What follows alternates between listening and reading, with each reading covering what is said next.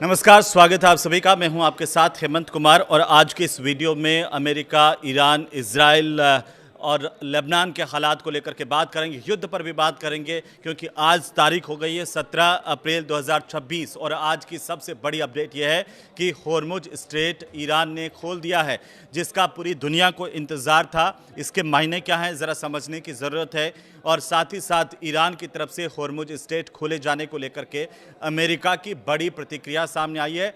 Trump ने कहा कि शुक्रिया ईरान, ये अच्छी खबर है पूरी दुनिया के लिए जिसका इंतज़ार था।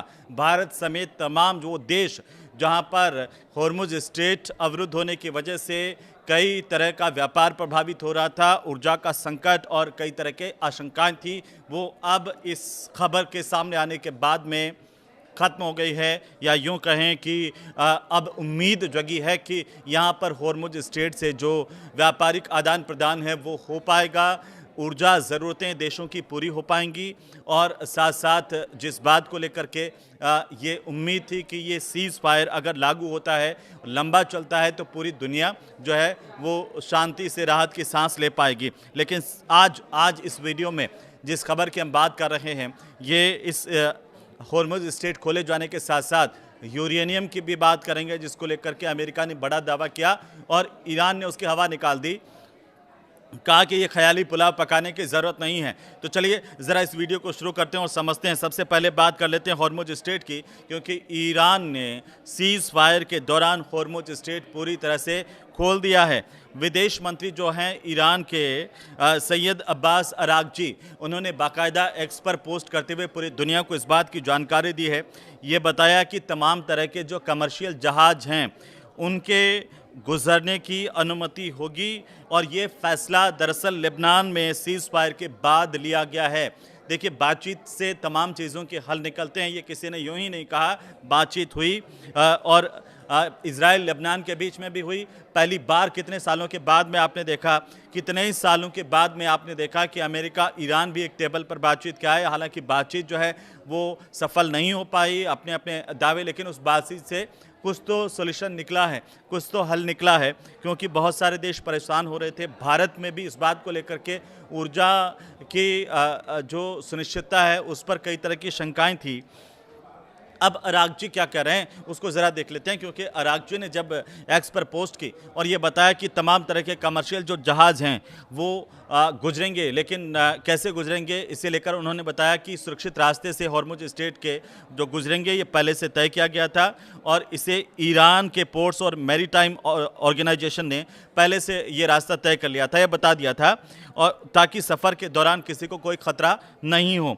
अरागची ने कहा कि इस दौरान जो जहाज़ों की सुरक्षित आवाजाही सुनिश्चित की जाएगी ताकि समुद्री व्यापार जो है वो प्रभावित नहीं हो, और समुद्री व्यापार अगर सुचारू तरीके से चलेगा तो दुनिया में जो खतरा, जो संकट, जो परेशानियां बाजार में आई, उन परेशानियों से निजात मिल पाएगी। इसी बीच भारतीय विदेश मंत्रालय की तरफ से भी एक बहुत महत्वपूर्ण जानकारी आई है दोस्तों, और वो ये जानकारी है कि भारत ने अब तक इस युद्ध के शुरू होने के बाद से लेकर के अब तक अपने जो नागरिक हैं 2358 भारतीय नागरिक, उनको ईरान से सुरक्षित निकाल दिया और आर्मेनिया, अजरबैजान पहुंचाया है। इस रास्ते से अब ये जो तमाम नागरिक हैं जो यहाँ पर फंसे हुए थे, भारत के लोग और आशंकाओं में जी रहे थे, वो अब अपने स्वदेश लौट पाएंगे। ये भारत की सरकार की तरफ से ये बड़ा कदम है। लेकिन अब आ जाते हैं ट्रंप के दावे पर। भाई, ट्रंप ने जो है वो एक बड़ा दावा कर दिया इसी दौरान। ये जो बातचीत तो चल ही रही थी और ये महत्वपूर्ण फैसला ईरान की तरफ से होर्मुज स्ट्रेट को खोलने का आ ही गया, लेकिन इसी बीच आपको जानना बहुत ज़रूरी है कि ईरान को लेकर के ट्रंप ने क्या बड़ा दावा कर दिया। ट्रंप ने यह कह दिया कि ईरान जो है वो उन्हें यूरेनियम सौंपने को तैयार है। ट्रंप ने यह दावा किया कि ईरान ने अपने एनरिच्ड, यानी कि जो संवर्धित यूरेनियम होता है, उसका भंडार अमेरिका को सौंपने के लिए ईरान तैयार हो गया। और एनरिच्ड यूरेनियम का जो इस्तेमाल है, आप जानते हैं कि परमाणु हथियारों को बनाने में होता है। ट्रंप ने बाकायदा व्हाइट हाउस में पत्रकारों को ये बताया, ये दावा किया कि दोनों देश शांति समझौते के काफ़ी करीब हैं, और उन्होंने कहा कि अगर ये डील हो जाती है तो तेल की सप्लाई शुरू हो जाएगी, हालात सामान्य हो जाएंगे। ये अच्छी बात है। और ट्रंप ने यह भी कहा कि अगर समझौता इस्लामाबाद में होता है तो वे पाकिस्तान भी जा सकते हैं। हालांकि ईरानी मीडिया ने ट्रंप के दावे के कुछ ही मिनटों में हवा निकाल दी। हमेशा की तरह जब भी ट्रंप बोले, ईरान ने उस पर जो है वो अपनी प्रतिक्रिया दी। इस बार जब ट्रंप का ये बयान आया, ये दावा आया, तो ईरानी मीडिया के हवाले से इसे ट्रंप के इस दावे को गलत बताया गया। कहा जो अमेरिका के राष्ट्रपति हैं ट्रंप, वो हवाई किले बना रहे हैं, यानी कि उनकी बातों में कोई दम नहीं है। ईरान को इस संवर्धित यूरेनियम सौंपने का फैसला अमेरिका को नहीं कर चुका है और परमाणु हथियार बनाने के बहुत करीब है ईरान। ये एक बहुत बड़ी खबर आ रही है अंतर्राष्ट्रीय मीडिया में। यूरेनियम क्या है ज़रा समझिए। यूरेनियम जो है वो एक ऐसा पदार्थ है जिससे परमाणु ऊर्जा भी इससे बनाई जाती है। मैं आपको एक एक करके बताऊंगा कि ये जो भाई यूरेनियम है वो कितनी तरह का है और कैसे कैसे। अब जैसे संवर्धित यूरेनियम, उसमें कितना प्रतिशत होना चाहिए, कितना संवर्धित होना चाहिए, कितना नहीं, उस पर हम आगे आएंगे। लेकिन फिलहाल जो है वो आप इसे ऐसे समझिए कि प्राकृतिक यूरेनियम में काम का हिस्सा जो होता है वो बहुत कम होता है और इसीलिए इसे मशीनों से संवर्धित किया जाता है स्टेप बाय स्टेप। इसके काफ़ी सारे चरण हैं और इसे शुद्ध किया जाता है। ये जो पूरी की पूरी प्रक्रिया है उसको ही हम यूरेनियम एनरिचमेंट कहते हैं, जिसे हिंदी में आप कहेंगे यूरेनियम को संवर्धित करना, उसको शुद्ध करना। अब अंतर्राष्ट्रीय न्यूज एजेंसी के हवाले से ये जानकारी सामने आई है कि ईरान के पास में कुल मिलाकर के करीब 5 से 6 टन के बीच में एनरिच्ड यूरेनियम मौजूद है। हालांकि ये इतना एनरिच्ड नहीं है, इतना संवर्धित भी नहीं है कि इससे परमाणु हथियार बनाए जा सकें, लेकिन संवर्धित तो किया जा सकता है। अब आइए कि अभी 120 से 130 किलोग्राम के आसपास यूरेनियम को 60% तक एनरिच्ड किया जा चुका है और अगर ये जो संवर्धित जो सीमा है वो 90% तक हो जाती है तो इसे परमाणु हथियार बनाए जा सकते हैं और इसीलिए अमेरिका, इजराइल, ईरान पर परमाणु कार्यक्रम को सीमित करने और एनरिच्ड यूरेनियम उन्हें सौंपने का समय समय पर दबाव बनाते रहे हैं। अब भाई समझ लीजिए कि कितना प्रतिशत संवर्धित होने के बाद हथियार बनाए जाएं। जैसे देखिए, पहले वाली जो स्टेप है या पहला जो चरण है यूरेनियम को शुद्ध करने का, इसे संवर्धित करने का, उसमें 3 से 5% तक अगर ये एनरिच्ड यूरेनियम होता है तो ये बिजली बनाने वाले जो न्यूक्लियर पावर प्लांट है उसमें काम आता है। यूरेनियम जो 3 से 5% तक संवर्धित होता है, ये आप ध्यान रख लीजिए।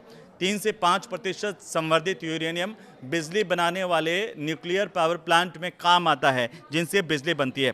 अब अगर यही यूरेनियम जिसे 20% तक एनरिच्ड कर दिया जाए, 20% तक इसे अगर संवर्धित कर दिया जाए तो ये हाई लेवल तो होता है 20% तक, लेकिन इस यूरेनियम से हथियार नहीं बनते हैं दोस्तों।